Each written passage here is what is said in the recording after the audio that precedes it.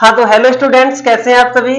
देखिए, मैंने class 10th के मैथमेटिक्स स्टूडेंट के लिए जो हमारे स्कूल में जो एग्जाम हुआ था अभी हाफ ईयरली का, वो एग्जाम पेपर मेरे पास है और मैं उसका सॉल्यूशन आपको भी दे रहा हूँ। जिन स्कूलों में अभी एग्जाम नहीं भी हुआ है उनके लिए भी काफी अच्छा रहेगा। प्लस जब आपका बोर्ड एग्जाम होगा तो उसमें भी कुछ क्वेश्चन ऐसे चांसेस है कि वो मिल सकते हैं, मैच कर सकते हैं, लेकिन इस टाइप के क्वेश्चन बोर्ड में आपको देखने को मिल सकते हैं। देखिए, इसमें जो फर्स्ट क्वेश्चन जो गिवन है, the sum and the product of zeros of a quadratic polynomial are 3 and -10 respectively the quadratic polynomial is.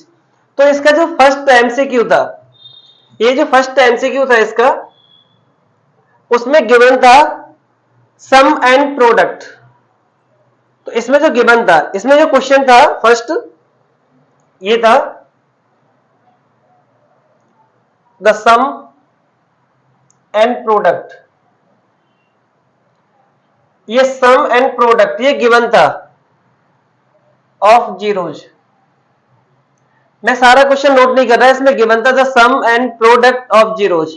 तो सम भी गिवन था और प्रोडक्ट भी गिवन था। ये गिवन था 3 एंड -10। ये जो सम था ये 3 गिवन था और प्रोडक्ट ये -10 गिवन था।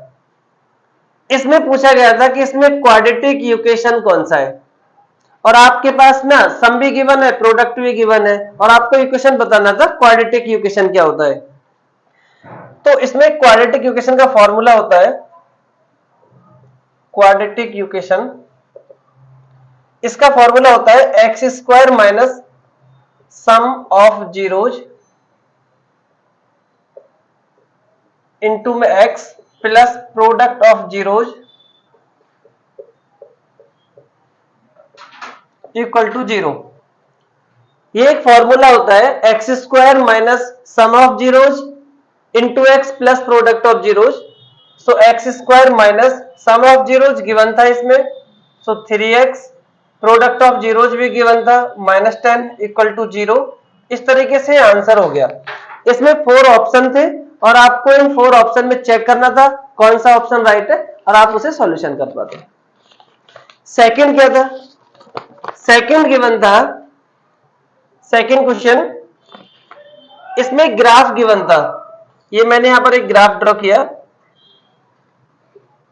ये x x dash y y dash और एक ये लाइन है जो इसको पास करती है एक्स एक्सिस और वाई एक्सिस को।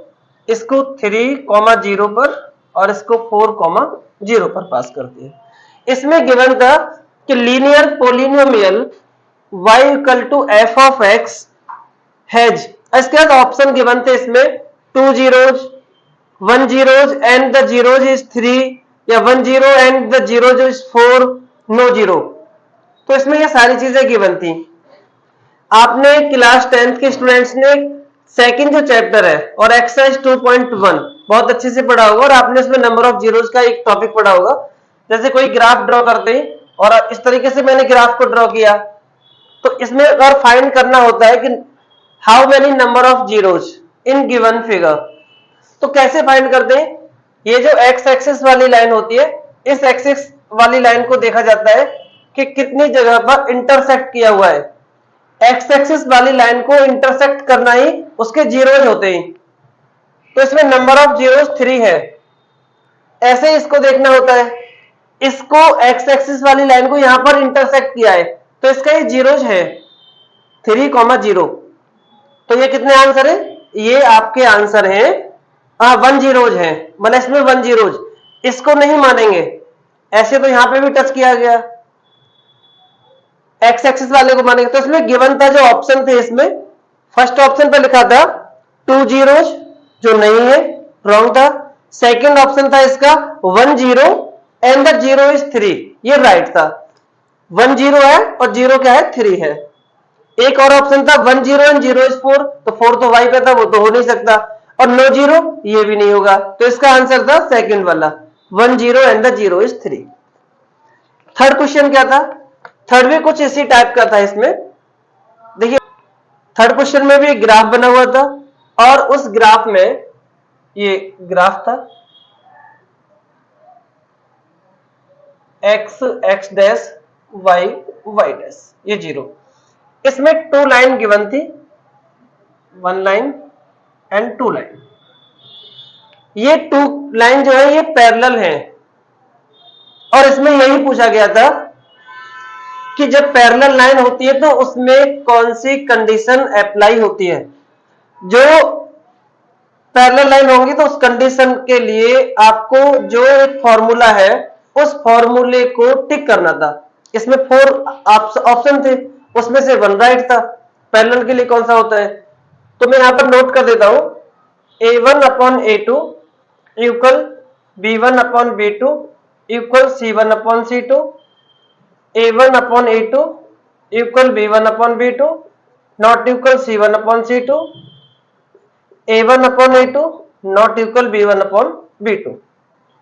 ये 3 कंडीशन होती है मेन कंडीशन। इन्हीं कंडीशंस में आंसर रहता है। सारे रेशो इक्वल हो जाते हैं, कभी कभी क्या होता है कि सारे रेशो इक्वल हो जाते हैं। सारे रेशो इक्वल होते हैं तो उस कंडीशन में को इंसाइड या को इंसिडेंट लाइन, को इंसाइड जो होती है लाइन के ऊपर लाइन आ जाती है। कभी कभी क्या होता है, ग्राफ हमने ड्रॉ किया, फर्स्ट इक्वेशन की एक लाइन ड्रॉ हो गई और उसी के ऊपर सेकंड लाइन भी ड्रॉ हो जाए तो उस कंडीशन को ये बोलेंगे हम A1 by A2 equal B1 by B2 equal C1 by C2। Starting के फर्स्ट 2 रेशो इक्वल आ जाते हैं, लास्ट वाला इक्वल नहीं आता है, इस कंडीशन को ही बोलते हैं ये पैरेलल। तो पैरेलल की कंडीशन यही होती है, ये राइट है। ये होती है इंटरसेक्टिंग लाइन। 3 टाइप की जो ग्राफ बनते हैं, एक पैरेलल वाले ग्राफ होते हैं, एक इंटरसेक्ट वाले ग्राफ होते हैं, और एक आपका ये अगर एक कोई लाइन ड्रॉ है तो उसी के ऊपर एक और लाइन ड्रॉ हो जाती है, जैसे 2 लाइन। तो ये 3 टाइप की कंडीशंस होती हैं। इसके लिए ये क्या है, कोइंसाइड के लिए, पैरेलल के लिए, इंटरसेक्ट लाइन के लिए, ये था। इसका नेक्स्ट क्वेश्चन क्या था, 4 क्वेश्चन था इसमें, ये क्वेश्चन नंबर 3 था। बस इसमें बताना था कि पैरेलल कंडीशन होने के लिए कौन सी कंडीशंस को हम अप्लाई करते हैं, उसका फॉर्मूला क्या होता है। तो इनमें से हमें पता करना था, ये आपको लर्न करने होंगे फॉर्मूले। सारे इक्वल होंगे तो क्या होगा, स्टार्टिंग के 2 इक्वल होते हैं, लास्ट का इक्वल नहीं होता है तो क्या होता है, अगर स्टार्टिंग के 2 इक्वल ना हो तो क्या होता है, लास्ट वाले से कोई सेंस नहीं है, मेन ये 2 है लास्ट वाले के लिए। इसमें लास्ट क्या था, सॉरी 4 क्वेश्चन क्या था, write the nature of the roots of the quadratic equation. इसमें आपको नेचर देना था। इक्वेशन क्या था, इसमें नेचर बताना था। इक्वेशन था 8x square minus 6x minus 2 equal to 0। इस इक्वेशन का नेचर देना था कि इसका नेचर क्या है। अच्छा, नेचर के लिए आपको मैंने कंडीशंस बताई थी। अगर आपने हमारी प्रीवियस वीडियो और चैप्टर 4 से रिलेटेड आपने अगर वीडियो को देखा होगा तो उसमें डिटेल्स से आपको सारा कुछ समझाया हुआ है, और उसमें सारी डिटेल्स दे रखी है कि किस टाइप के डी की वैल्यू जो मिलेगी आपको, उसमें कब आपके रूट्स रियल होंगे, नो रियल होंगे, या फिर आपके 2 डिस्ट्रिक्ट रूल होंगे, तो उसमें सब कुछ दे रखा है। इसमें a coefficient of x square 8, b -6, c -2। इसमें डी फाइंड करना होता है बी स्क्वायर माइनस 4ac से, value of b -6 whole square minus 4 multiply a 8 and -2। So 36 minus minus plus 4 8 जा 32, 32 2 जा 64, यही होगा ना। इसको ऐड करेंगे 100। अब डी का जो आंसर मिला हुआ है ये प्लस में मिला हुआ है, आप इसको क्या बोलेंगे, D is greater than 0। Positive answer always greater than 0। तो ग्रेटर देन 0 है तो अब कौन सी कंडीशन अप्लाई हो सकती है, तो इसमें लिखा था नो रियल रूट, नहीं हो सकता। नो रियल कब होता है, जब डी इज लेस देन 0 होता है, तो इसमें होता है नो रियल, नो रियल। तो फर्स्ट तो ऑप्शन राइट था ही नहीं। सेकंड था 2 equal real root, 2 equal real roots, ये भी नहीं हो सकता। ये तब होता है जब d इक्वल टू 0 होता है। इस कंडीशन में रियल भी होता है और इक्वल भी होता है, रियल एंड इक्वल। 0 भी नहीं था, ये ग्रेटर देन 0 था, तो टू डिस्टिंक्ट रियल रूट, ये राइट था। तो इसका आंसर राइट जो ऑप्शन था वो सी था, और ये था टू डिस्टिंक्ट रियल रूट्स, ये था। इसमें एक और ऑप्शन था more than two real roots, क्योंकि दो से भी ज्यादा हो सकते हैं, तो ऐसा पॉसिबल नहीं था, टू ही होते हैं उसमें, या इनको यूनिक सॉल्यूशन भी बोल देते हैं, यूनिक सॉल्यूशन। इसके बाद ना फिफ्थ क्वेश्चन क्या था, इसमें आपको टोटल कंप्लीट सारा सॉल्यूशन कराया जाएगा। इस पेपर से रिलेटेड आपको बहुत सारे क्वेश्चंस आपको मिलेंगे, बोर्ड एग्जाम में भी मिल सकते हैं, आपके स्कूल एग्जाम में मिल सकते हैं, किसी भी पीटी एग्जाम में मिल सकते हैं, तो उनके लिए आप प्रिपरेशन करते रहेंगे। जो फिफ्थ क्वेश्चन था ये था कि two APs have the same common difference. तो ये समझने वाली बात थी, टू एपी है, दोनों का कॉमन डिफरेंस सेम है। The first term of one this is -1 and that of other is -8, तो then the difference between the fourth term। Question में क्या कह रहा है, टू एपी है, जैसे मैं यहां पर एपी लिख देता हूं, जैसे मैंने मान लीजिए लिख दिया A1 A2 A3 dot dot dot dot, एक और लिख देते हैं कैपिटल में A1 A2 A3 dot dot.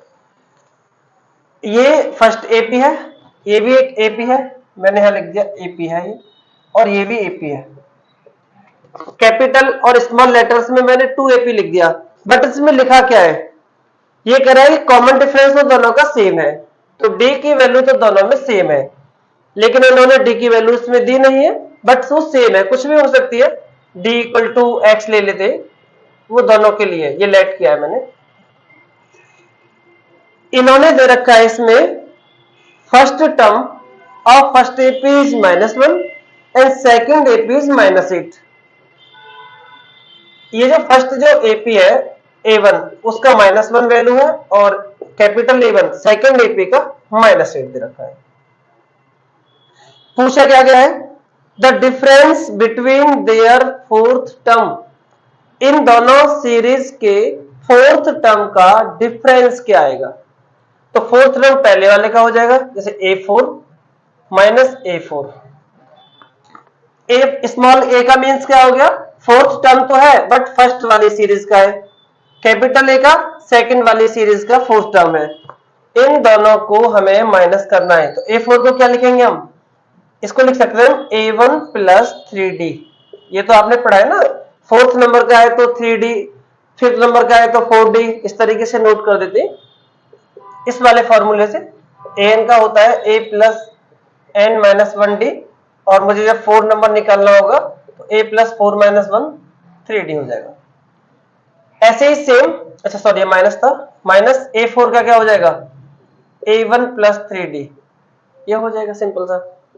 So A1 + 3D minus multiply in bracket, so A1 - 3D, 3D cancel, A1 - A1, value of A1 -1, value of capital A1 -8, so +8 equal to 7, तो 7 is the required answer. इसमें जो 7 answer है वो right answer है इसका। Next question था 6 number, ये था find the ratio in which the line segment joining 2 - 3 5,6 is divided by x axis. इसमें क्या था, लाइन है, ये 2 पॉइंट से बनी हुई एक लाइन है, first point coordinate is 2 and -3, second is 5 and 6, और ये कहीं पर इसमें एक्स एक्सिस पर डिवाइड करती है। इसमें लिखा हुआ था कि एक्स एक्सिस पर, मान लीजिए यहां पर इसने डिवाइड किया एक्स एक्सिस पर, इस पॉइंट का नेम है ऑन एक्स एक्सिस, ये ऑन एक्स एक्सिस, और आपने पढ़ा भी है on x axis then y0 and on y axis then x0। अगर आप x एक्सिस पर जा रहे हैं तो उस समय y की जो वैल्यू होती है वो 0 हो जाती है, और y एक्सिस पर है तो x की वैल्यू 0 हो जाती है। तो इस कंडीशन में जो इसका जो पॉइंट होगा वो ये हो जाएगा x एक्सिस पर x, 0। x का तो कुछ तो वैल्यू रहेगा लेकिन y का नहीं रह पाएगा, क्योंकि y एक्सिस की वैल्यू नहीं हो सकती, क्योंकि ये आपने भी पढ़ा है कि on x axis y equal to 0। इसमें अब हम एक सेक्शन फॉर्मूले का अप्लाई कर देते हैं।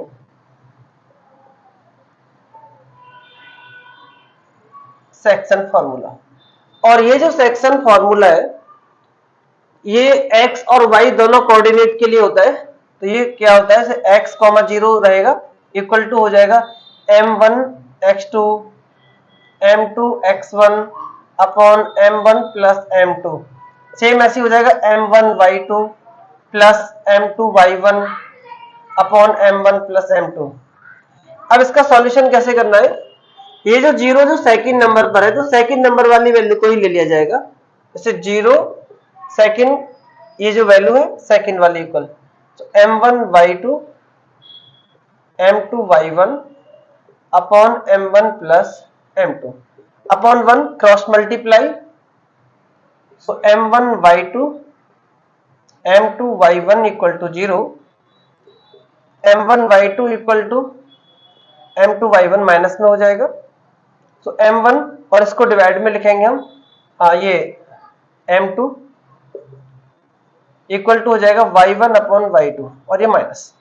अब इसकी वैल्यू पुटअप कर देते हैं, y1 x1 y1, तो y1 का वैल्यू -3 है तो +3 हो जाएगा, y2 x1 y1 x2 y2, y2 6 है और इसको कैंसिल आउट कर देते हैं 1 2, तो इसका रेशो हो जाएगा m1 रेशो m2 1 रेशो 2। इस तरीके से इसका जो आंसर मिलेगा वो हो जाएगा 1 रेशो 2। अब नेक्स्ट क्वेश्चन को देखते हैं। नेक्स्ट क्वेश्चन क्या था, नेक्स्ट क्वेश्चन था question number 7, x, y is 5 unit from the origin, how many such points lies in the third quadrant। अच्छा, ये जो क्वेश्चन है इसमें पूछा गया था कि x y is 5 unit from the origin.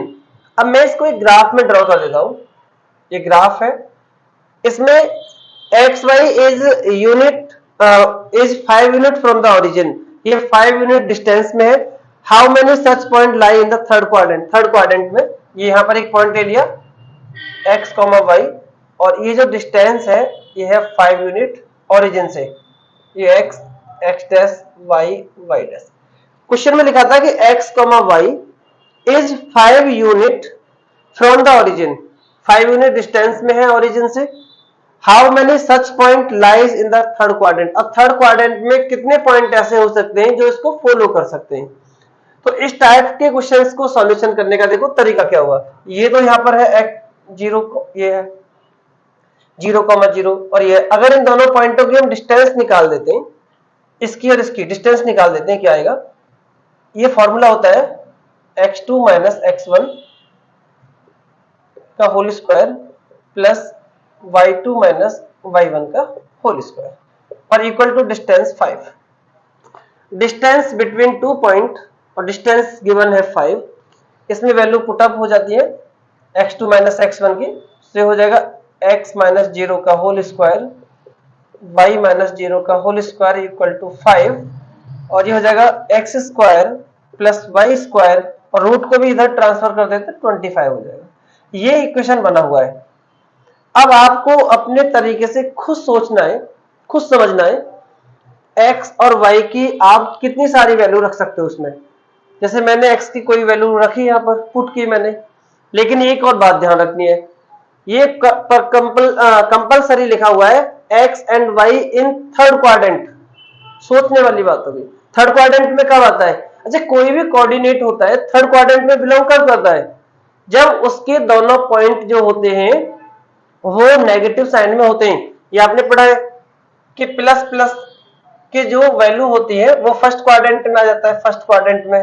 Second में कब आता है, सेकंड में आता है माइनस और प्लस में आता है। थर्ड में कब आता है, जब दोनों ही माइनस में होते हैं।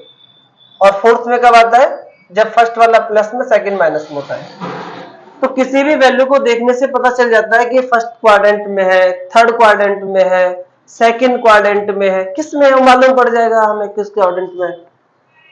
अब ये थर्ड क्वाड्रेंट में आपको चाहिए, ये थर्ड क्वाड्रेंट में है, तो x की वैल्यू पॉजिटिव तो रखनी नहीं है आपको, y की वैल्यू पॉजिटिव नहीं रखनी है, क्योंकि x और y दोनों ही नेगेटिव होने चाहिए, कंपलसरी है, तभी तो थर्ड क्वाड्रेंट में होगा।